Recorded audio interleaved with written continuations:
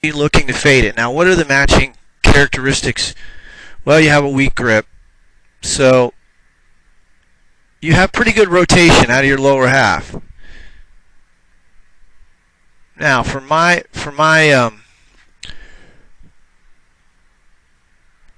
me, I'm going to do a couple of things to your grip. I don't like how weak your grip is.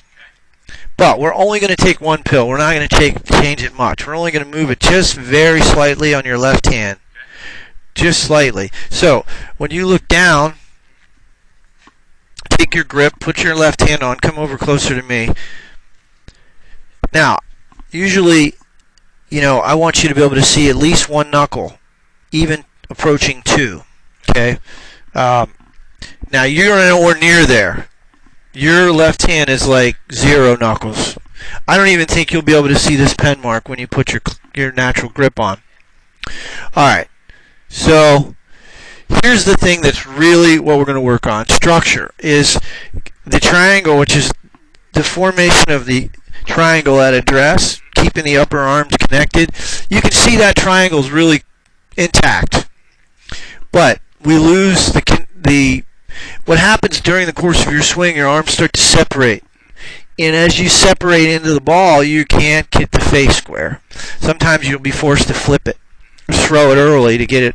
Because what happens when the elbows get separated, the face is open. So now you're trying to figure out how to get it closed, and sometimes you overdo it. It's all subconscious. But there's a big difference between your address position here and your impact position. So that's something I want to be having you work on at home. You're just going to take some slow motion swings, 15-second backswing, keeping the upper arms connected. What does that mean? If I put a handkerchief or a glove under your left arm and your trail arm, can you maintain that? Or take like a tennis ball and place it in there, or a softball, or even a kickball, like that ball right over there. And then you're going to slowly bring the club to impact, maintaining that upper arm connection and the distance between the arms. That's one thing that I think that needs to change. So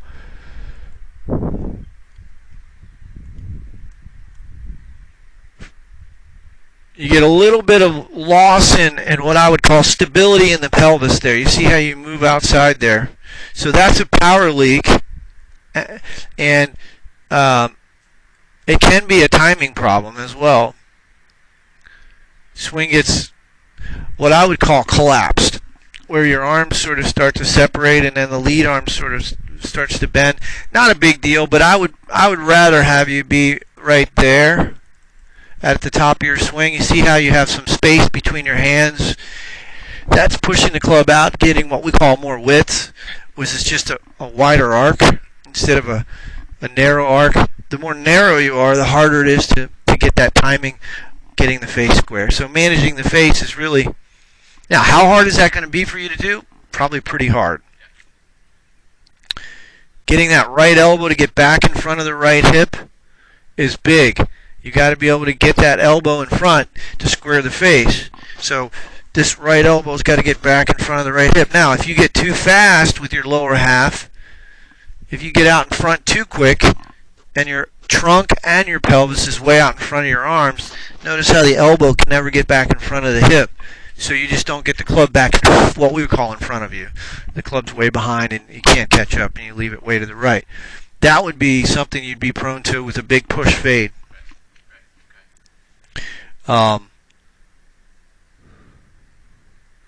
Really great balance, and you use your legs pretty good. Your transition is a little off here. You should have already started using your legs. The reason you don't use your legs early is because you lose stability. See, when you build up the proper winds, your lower half should start before you even finish the backswing. But you can't because you've lost that brace. You're still moving laterally when your arms go back. See, watch. As you get to when your hands get to shoulder height, watch your right hip. See how it starts moving laterally? Well, there's no brace, so consequently, when you start down, you start with your hands right there. Yeah, it's almost simultaneous, but in the better players, You don't see that. What you see is, I call it a baseball mechanism. As the arm's going back and the shoulders are finished turning, there's already that lower body movement, and I'll show it to you in the swing. Now, what am I suggesting? I'm not suggesting for 1 minute that you practice doing that on the golf course, because you will shoot 150. But there's some drills I'm going to give you that will help you learn this movement pattern.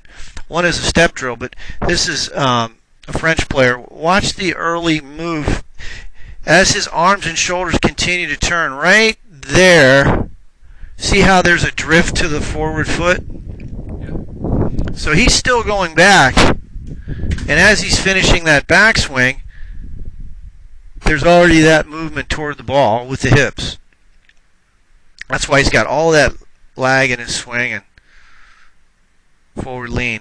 So a good drill for you, and this is, again, you don't have to go to the range to do this, step swing. I'm a big fan of this drill. You're just going to, it's a little awkward at first. You put the ball out in front of you, your feet together, the ball's about 6 inches in front. As you swing your arms simultaneously, you're stepping small step with your front foot, and that's just going to give you this sense of moving one segment while the other segment's moving. So that's what it would look like.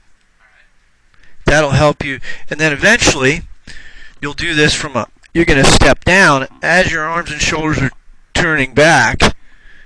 You're going to step down with that lead heel.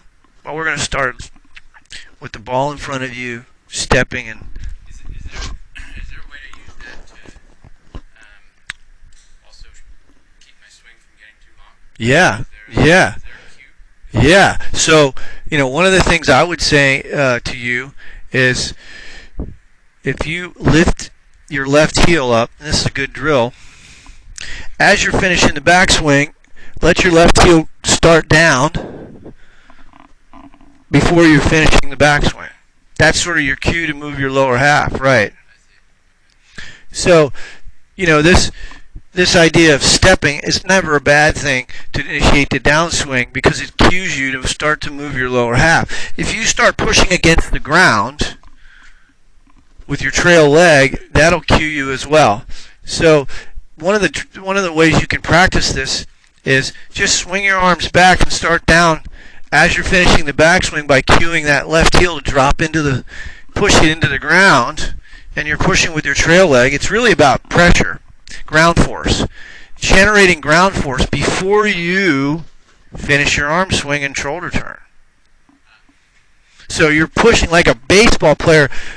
When he's going back here with his front leg is lifting, he's pushing off the trail leg, and his arm is going back. It's the same thing in golf. As you're turning back, you're starting to push off that trail leg and step down with the lead heel before you ever finish the backswing. So this step drill is a really good one. So you would start out doing maybe 15 or 20 of these a night. And again, you don't have to hit a lot of balls. You could just do it, step and swing and just do it over and over. Then start to just do the step. When I say the step, you're going to just lift the heel up as you're finishing the backswing. You want to time that and push off.